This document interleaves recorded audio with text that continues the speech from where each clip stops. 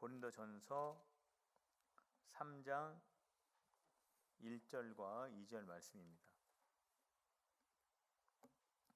신약성경 265면에 있습니다.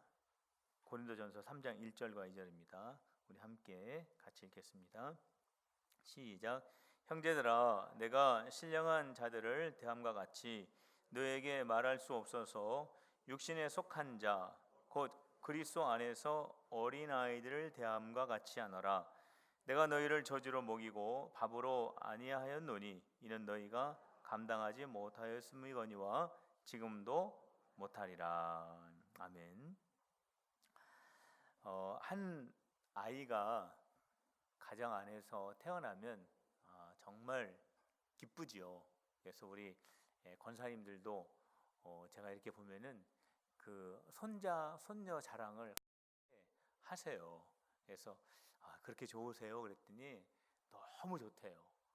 보고 또 이렇게 요즘은 다 스마트폰으로 손자 손녀들 사진을 보내주지 않습니까? 자녀분들이. 그러면 그걸 보고 또 이렇게 껐다가 또 보고 싶어서 또 보고 막 그런다고 하시면서 너무 좋다고 하시면서 하는 모습을 제가 요즘 굉장히 많이 봅니다. 우리 권사님들 또 우리 장로님들 보면은 너무 좋아하시는데 저도 옆에서 보면은 정말 너무 좋으시겠다 하는 그런 생각이 많이 들어요.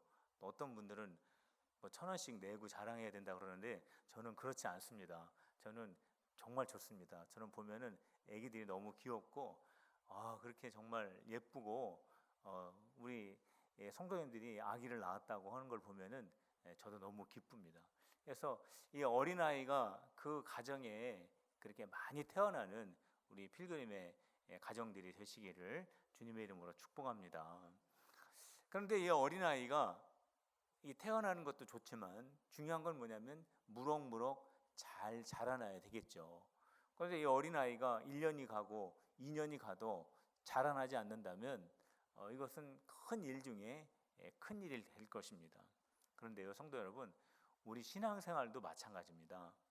우리 신앙생활도 예수님을 믿잖아요. 예수님을 믿는 것으로 그게 다 되는 게 아니고요. 신앙도 자라납니다. 그래서 믿음도요. 예수님도 그러셨어요.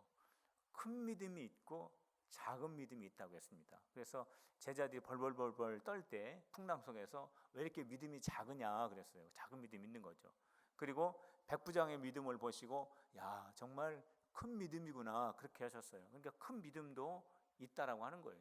그러니까 우리의 신앙은요 오늘 말씀에서도 보면은 그 신앙에 크기가 있는데 그 신앙이 자라나야 한다라고 하는 거예요. 그러니까 예수님을 내가 믿고 내가 그냥 예수님 믿는 것으로 그게 신앙생활이 다가 아니고요.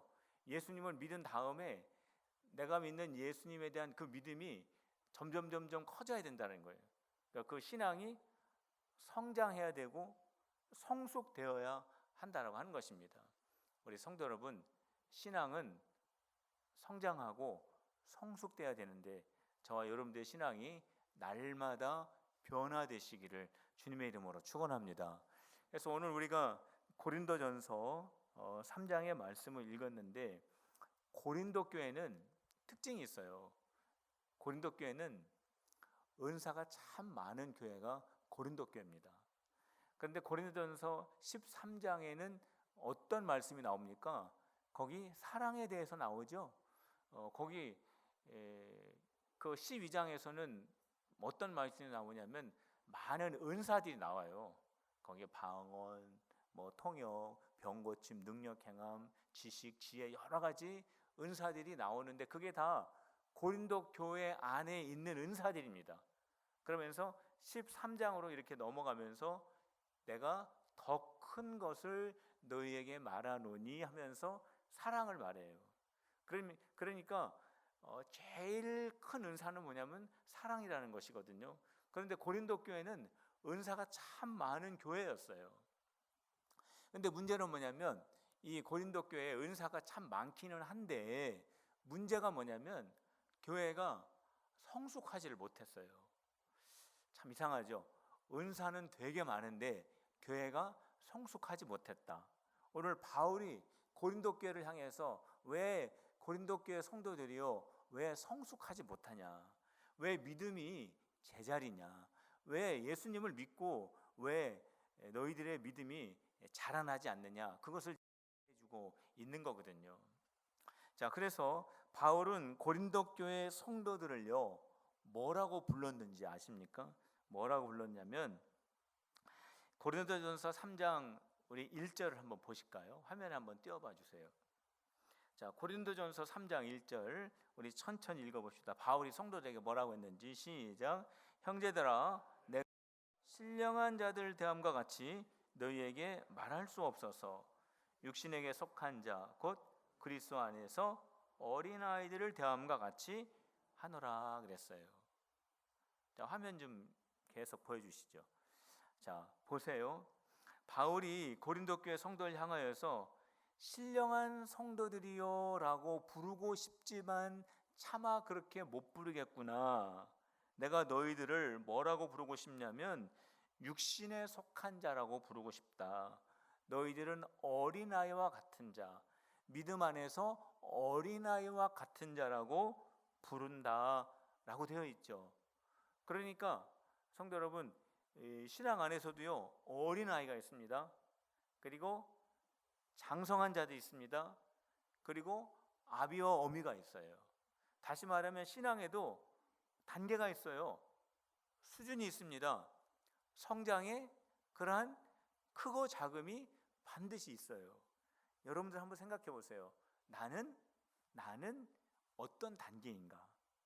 나는 어린아이와 같은 단계인가?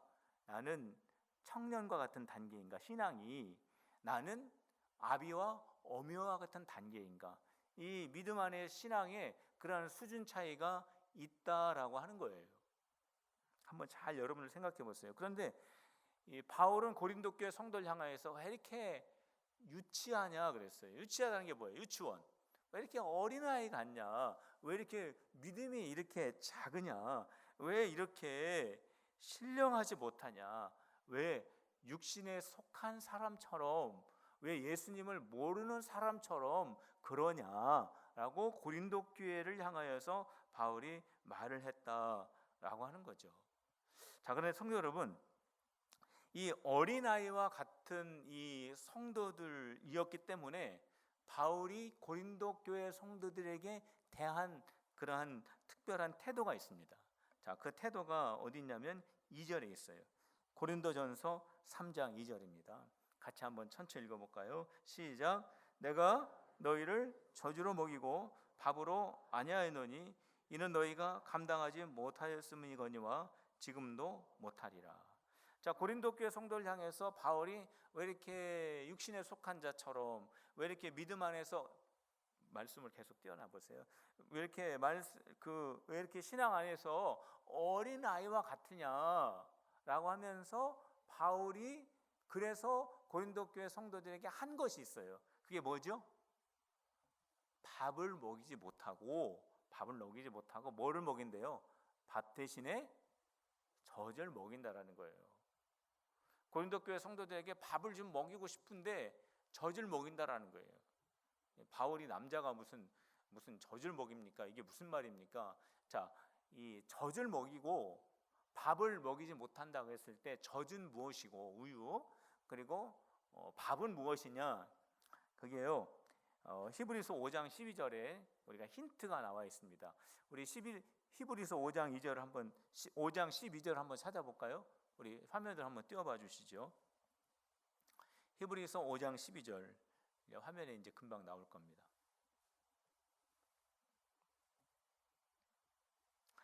자, 바울이 어린아이와 같은 성도들에게 젖을 먹일 수밖에 없겠구나 라고 했을 때 그 젖이 뭐냐는 거죠.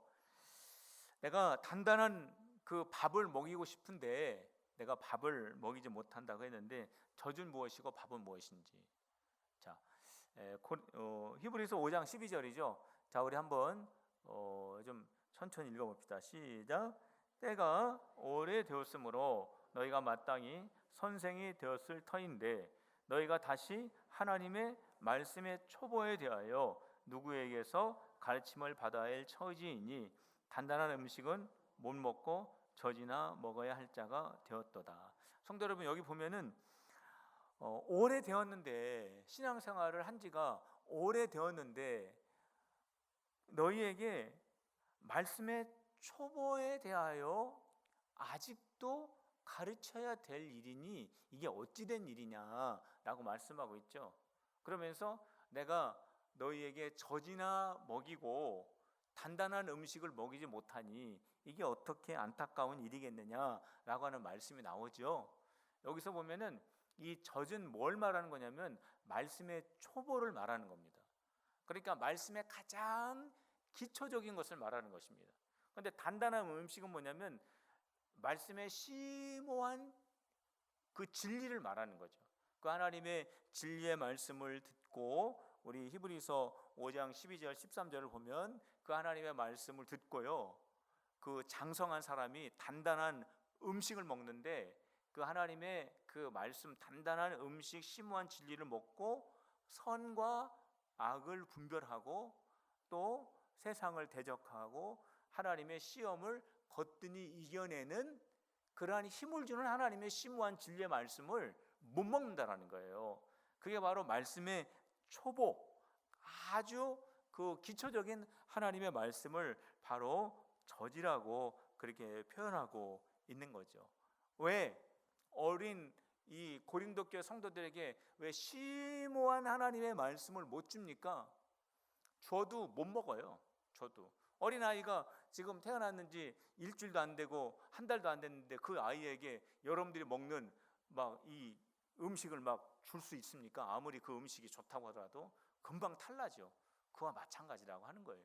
그래서 바울은 왜 이렇게 어린아이와 같냐, 왜 이렇게 믿음이 그 자리에 도대체 언제까지 있을 거냐, 왜 신앙이 안 자라냐라고 말하는 고린도 교회 성도들에게 말씀의 초보밖에 주지를 못했다라고 하는 거죠. 그런데 성도 여러분, 왜 바울이 고린도 교회 성도들 향하여 왜 이렇게 믿음이 적냐고, 왜 이렇게 유치하냐고, 왜 이렇게 어린아이와 같냐고 한 이유가 무엇일까요? 무엇 때문에 바울이 고린도 교회 성도들 향해서 그런 말을 했을까요? 고린도전서 3장 3절과 4절에 그 이유가 나와 있습니다. 자, 한번 찾아볼까요? 화면 한번 띄워봐 주시죠. 고린도전서로 이제 갑니다. 자, 고린도전서 3장 3절과 4절에 보면 바울이 그렇게 말한 이유가 있습니다. 자, 한번 읽어봅시다. 천천히 시작. 너희는 아직도 육신에 속한 자로다. 너희 가운데 시기와 분쟁이 있으니 어찌 육신에 속하여 사람을 따라 행함이 아니리요.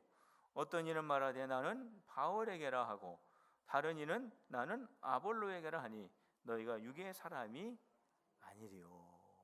왜 바울이 고린도 교회 성도들 향해서 그런 말을 했을까요? 왜 이렇게 믿음이 없냐고 왜 그랬을까요? 이유가 뭡니까?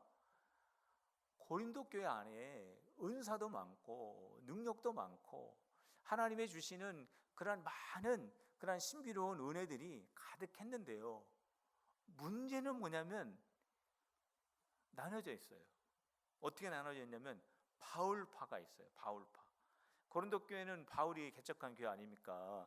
그 선교 여행하면서, 그러면서 고린도 교회 성도들 중에 나는 바울이 좋다는 거예요. 왜? 바울이 개척했으니까 바울 중심으로 모여야 된다 해가지고 바울로 막 모이는 거예요.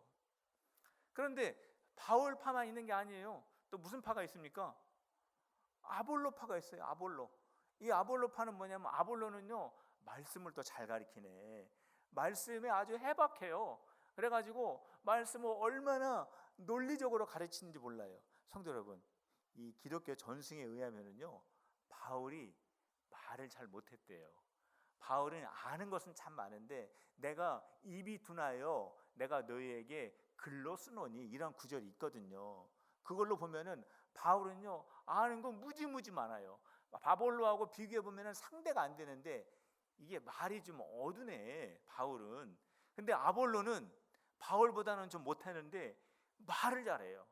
이게 세상 말 잘하는 게 아니라 하나님의 말씀을 정말 그냥 똑똑 부러지게 귀에 쏙쏙 들어오게 마음에 팍팍 박히게 아주 말씀을 아주 재미나게 하니까 이 성도들이 나는 아볼로한테 간다 이거예요. 그래가지고 아볼로에 있는 사람들은 바울을 보고 야, 개척자가 뭐가 중요하냐? 말씀이 중요하지. 또 바울파에 있는 사람은 말씀도 말씀이지만 이 교회를 개척한 바울을 무시하냐 해가지고요. 이게 한 교회 안에서 만나면 아래 위로 째려보기가 바쁜 거예요. 레이저 광선이 성도들 가운데 막 날아다니면서 정신이 없는 거예요. 이 교회 안에 참 이 고린도교회 하나님께서 주신 은사가 많고 방언도 있고 병고침이 있고 통변이 있고 예언이 있고 말씀과 지혜와 능력과 정말 말할 수 없는 그런 귀한 은사들이 꽉 찼는데 이게 교회가 반쪽 교회라니까요. 바울파, 아볼로파 이렇게 있어가지고 성도들이 하나를 이루지 못하는 거예요.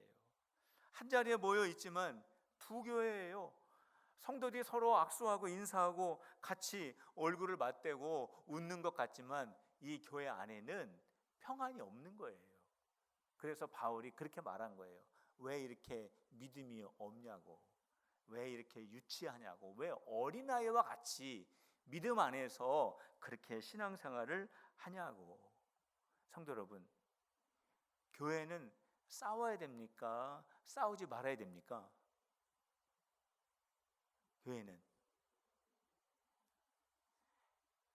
서울에서요 지하철에서 막 싸웠대요. 누가 그랬더니 옆에 있었던 사람이 그러더래요. 여기가 교회인 줄 아냐고, 왜 이렇게 싸우냐고. 이건 그냥 우리끼리 얘기하고 그냥 끝냅시다. 이거 방송에 나오면 이건 잘라주세요. 왜 이렇게 싸우냐고, 여기가 교회인 줄 아냐고 지하철에서 싸우니까 그러더래요. 진짜 주여죠, 그죠? 교회는 싸워야 됩니까? 싸우지 말아야 됩니까? 예? 싸워야 돼요? 싸워야 된다. 손 들어봐요. 분명히 들었는데 여기 어디서 여기 김경찬 집사님 분명히 싸워야 된다고 했던 것 같은데 싸워야 돼요? 예? 예, 우리 최고령자이신 우리 이복당 권사님 싸우면 안 된다고 했습니다. 원래 개신교의 영어의 뜻이 프로테스탄트잖아요. 이 프로테스탄트 뜻이 뭐냐면 싸운다는 거예요. 싸운다. 그러니까 교회는 싸워야 돼, 안 싸워야 돼? 교회는요 싸워야 돼요. 싸워야 돼. 근데 싸움의 대상이 성도가 돼서는 안 됩니다. 싸움의 대상이 누가 돼야 될까요? 예? 누구? 아브라함? 누구요? 예, 역시 계속 아브라함 이렇게 나오는데 우리가 찾아봅시다. 에베소서 6장 12절 우리 화면에 한번 띄워주시죠. 에베소서 6장 12절을 보면은 교회가 싸워야 되는데 누구랑 싸워야 되는지에 대해서 나와 있습니다.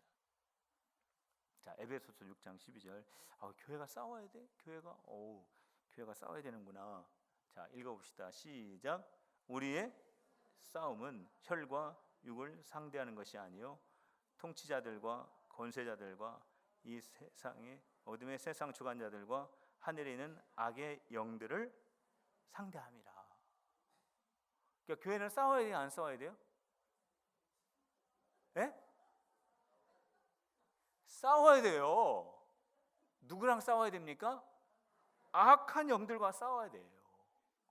그런데 악한 영들이 교회가 대장 예수님을 앞세우고 나오면 완전히 깨지니까 악한 영들이 하는 전략 중에 하나가 뭐냐면 교회를 분열시키는 거예요.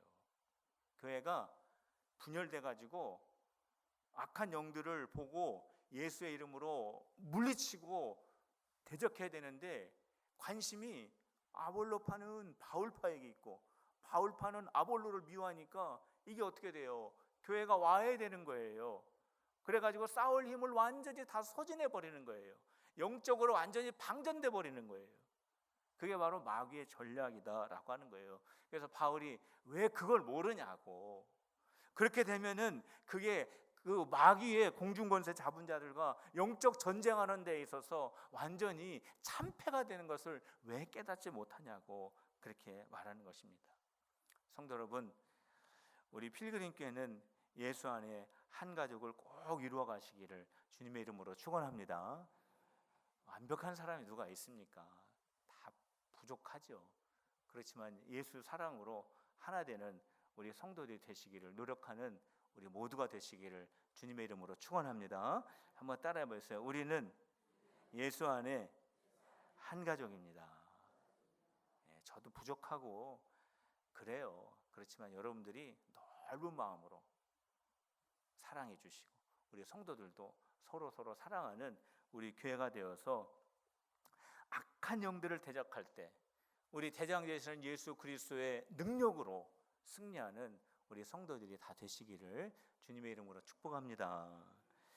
자, 근데 바울이 그래서 우리 성도들은 이제 자라야 된다고 그랬어요. 믿음이 자라야 된다. 믿음이 자라야 되는데 얼마만큼 자라야 되느냐? 뭐 1m 80까지 자라야 되느냐? 2m까지 자라야 되느냐? 어느 정도까지 자라야 되냐면 에베소서 4장 13절에 나와 있어요. 우리 화면 한번 띄워줘 봅시다. 에베소서 4장 13절. 이제 금방 나와요. 우리가 어느 정도까지 믿음이 자라야 되느냐? 같이 천천히 읽어봅시다. 시작. 우리가 다 하나님의 아들을 믿는 것과 아는 일에 하나가 되어 온전한 사람을 이루어 장성한 분량이 충만한 데까지 이르리니 그랬습니다. 그러니까 우리가 얼마만큼 신앙이 자라나야 되냐면은 예수님의 수준까지 자라나야 되는 거예요. 그러니까 우리의 신앙 성장의 목표는 여러분들이 생각하는 것보다 훨씬 더 높아요.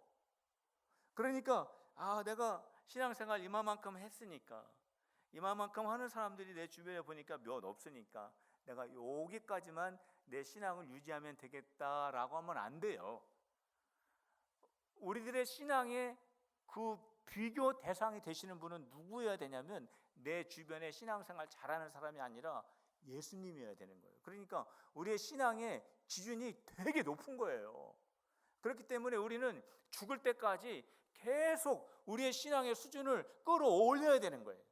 그러니까 내가 평생 동안 신앙생활 이 정도 했고 내가 성경도 이 정도 알고 내가 신비한 체험도 하고 했으니까 이 정도면 만족하겠지, 이게 아니라니까요. 이것보다 더 높아져야 돼요. 그래서 우리의 신앙생활이 계속해서 성장해야 되는데 어디까지 가야 되냐면은 예수님의 수준까지 가야 된다는 거예요. 혹시 여러분들 중에 내가 이만큼이면 되겠다라고 하는 분들 거기에서 중단하지 마시고 더 성장하는 은혜가 있으시기를 주님의 이름으로 축원합니다. 그래서 우리가 신앙생활을 오래 하면 할수록 계속해서 끝도 없이 예수님을 닮아가는 그 한계가 한이 없이 계속해서 변화가는 거예요. 그래서 신앙생활의 실증이 어디 있습니까? 신앙생활에 따분한 게 어디 있어요? 왜냐하면 예수님을 닮아가는데 그 예수님을 닮아가는 세계가 계속해서 새롭게 펼쳐지는데 따분하다니요. 신앙생활에 매너리즘이 어디 있습니까? 신앙생활에 그런 따분하고 그런 게 어디 있어요? 예수님의 그 장성한 분량에 이르는 그 세계가 우리 앞에서 계속해서 펼쳐지는데 만약 내가 신앙 성장하겠다고 하는 그 자리에 머물러 있으면 몰라도 오늘 이 말씀에 따라서 예수님을 닮아가는 장성한 분량에까지 우리가 하나님의 나라에 갈 때까지 계속 성장해야 되는데 그 예수님의 그 신앙적인 그 수준은 끝이 없는데 그 세계로 우리가 한 발 발돋움 나가는데 실증나고 맨날 똑같고 그런 게 어디 있어요? 그런 거 없습니다. 성도 여러분, 신앙생활은 예수님 닮아가는 거예요. 우리가 어저께 예배드리고 오늘 예배드리고 내일 또 예배드리고 똑같은 것 같지만 거기에 예수님의 장성한 분량을 바라보고 계속 쫓아갈 때 하나님의 큰 신앙의 세계가 열리게 되는 줄로 믿으시기를 바랍니다. 저와 여러분들이 그 세계로 한 발 한 발 나가야 되는 거예요. 그러면은 뭐 시시하고 그런 거 아니에요. 뭐 그냥 똑같은 거 아니에요. 뭐 그런 게 아닙니다. 따분한 거 아닙니다. 날로 새로운 거예요. 날로 신비한 거예요. 바로 그러한 은혜가 저와 여러분들에게 있으시기를 주님의 이름으로 축복합니다. 그래서 우리가 예수님을 이제 닮아가야 되는데요. 어떤 부분에 있어서 닮아가야 되느냐? 한번 따라해 보세요. 범사에 예수님을 닮아가자. 자, 에베소서 4장 15절을 보세요. 자, 천천히 읽어봅시다. 시작. 오직 사람 안에서 참된 것을 하여 범사에 그에게까지 자랄지니라. 그는 머리니 곧 그리스도라 그랬으니까 우리가 예수님을 닮아가는 그 범위가 모든 면이에요. 그러니까 우리가 하나님의 말씀은 지식적으로 잘 아는데 사람과의 관계가 조금 약하다. 이거는 범사에 예수님을 닮아가는 게 못 되는 거죠. 교회 안에서는 참 인기가 좋아요. 그런데 직장에 가서 관계가 어렵다. 이거는 범사에 우리가 예수님을 닮아가는 모습이 아니죠. 성도 여러분, 교회 안에서나 교회 밖에서나 모든 면에 있어서 예수님을 닮아가는 우리 성도들이 되시기를 주님의 이름으로 축원합니다. 한번 따라해 보세요. 예수님의 향기가 되자. 여러분들 우리는요 어딜 가든지 예수님의 향기가 되어야 됩니다. 자, 그렇다면 어떻게 해야 우리가 성장할 수 있을까? 우리의 믿음이 성장할 수 있을까? 첫 번째는 교역자에게 양육을 받아야 됩니다. 자, 데살로니가전서 2장 7절을 한번 볼까요? 한번 찾아봅시다. 데살로니가전서 2장 7절에 보면 교역자에게 양육받아 초대교회 성도들의 신앙이 성숙했다라고 하는 그런 말씀이 나와요. 자, 데살로니가전서 2장 7절 천천히 읽어봅시다. 시작. 우리는 그리스도의 사도로서 마땅히 권위를 주장할 수 있으나 도리어 너희 가운데 유순한 자가 되어 유모가 자기 자녀를 기름과 같이 하였으니, 지금 바울이 뭐라고 하냐면 내가 데살로니가 교회 성도들을 내가 유모처럼 내가 잘 키웠다 그렇게 하고 있어요. 데살로니가 교회 성도들이 이렇게 신앙적으로 잘 성장하게 된 것이 어디에 있느냐? 우리가 여러분들을 유모와 같이 잘 돌봤기 때문에 이렇게 잘 성장한 것입니다. 이게 바로 뭐냐면 교역자가 양육할 때 성도들은 성장하게 된다는 거예요. 믿음이. 자, 두 번째, 어떻게 하면은 성장할 수 있느냐? 예수님을 알아야 됩니다. 예수님을 알아야 성장할 수 있는 거예요. 베드로후서 3장 18절 거기에 보면은 우리가 어떤 지식을 가져야 되느냐? 교회는요 예수님을 아는 지식을 배우는 것입니다. 자, 베드로후서 3장 11절 같이 읽어봅시다. 베드로후서 3장 18절 거기 보면은 예수님을 알아야 된다 그랬어요. 시작. 오직 우리 주 곧 구주 예수 그리스도의 은혜와 그를 아는 지식에서 자라가라. 영광이 이제와 영원한 날까지 그에게 있을지어다. 그러니까 예수님을 아는 그 지식을 우리가 가지고 있어야 돼요. 우리가 신앙생활 할 때 그 믿음이 예수님을 믿는 믿음이잖아요. 우리가 신앙생활 할 때 그 기초가 믿음이잖아요. 믿음. 주는 그리스도시요 살아계신 하나님의 아들입니다라고 하는 이 믿음이 우리 안에 계속 알아가고 예수님에 대해서 알아갈 때 우리 신앙이 성장하는 거예요. 그래서 아침에도 말씀을 드렸지만 우리 교회가 어디에 집중해야 되냐면 예수님에게 집중해야 됩니다. 예수님. 다른 거는 다 이거는 2차적인 거예요. 다른 거는 어떻게 보면 다 이게 비본질적인 거예요. 아주 핵심 중에 핵심. 우리가 꼭 마음에 담고 있어야 될 것은 뭐냐면 예수님이에요. 예수님의 십자가와 부활. 성도 여러분, 예수님의 십자가와 부활을 통하여 성장하게 되기를 주님의 이름으로 축복합니다. 자, 세 번째, 어떻게 하면 우리의 신앙이 성장하느냐 하면은요, 에베소서 4장 16절을 한번 찾아봅시다. 거기에 보면은 우리의 신앙이 성장하는 그런 방법이 또 소개가 되고 있는데, 그건 바로 뭐냐면 연합이라고 하는 거예요. 연합. 같이 한번 읽어봅시다. 천천히 시작. 그에게서 온 몸이 각 마디를 통하여 도움을 받음으로 연결되고 결합되어 각 지체의 분량대로 역사하여 그 몸을 자라게 하며 사랑 안에서 스스로 세우느니라 그랬습니다. 자, 이 몸은 교회를 말하는 겁니다. 성도들 말하는 거예요. 그러니까 예수님에게 성도들이 연결이 될 때 예수님의 그 성품이 성도들에게 전달이 되고, 또 성도들은 성도들끼리 연합이 되어 가지고 예수님의 그 성품을 공유하면서 함께 성장하게 된다라는 것이, 이게 바로 성장의 교회의 원리예요. 그러니까 예수님과 연합이 될 때 교회가 성장하는 거고요.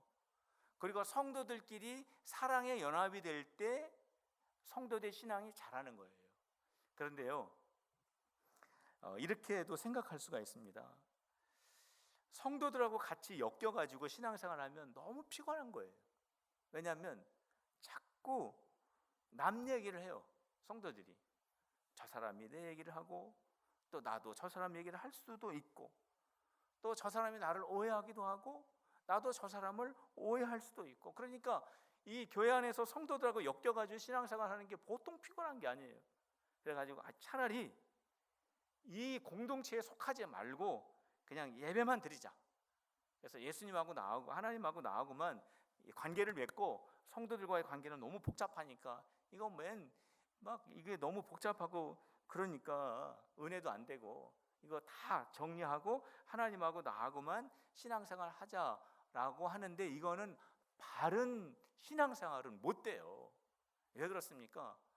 내가 잘못 신앙생활을 생각하고 있을 때 그거를 바로잡아 줄 수 있는 기회가 없기 때문에 그렇습니다.